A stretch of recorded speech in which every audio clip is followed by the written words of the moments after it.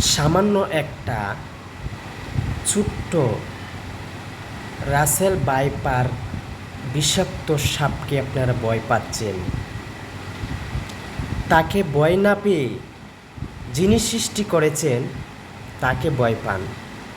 তার কাছে ভালোভাবে, সুস্থভাবে, শান্তশিষ্টভাবে পরিহার করুন। উনি সৃষ্টি করেছেন, উনি একটা ব্যবস্থা করে দিবে।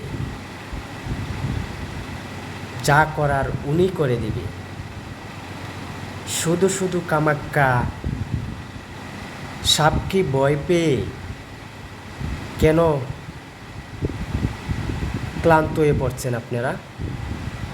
তা না করে আল্লাহর কাছে ফরিয়াদ করুন।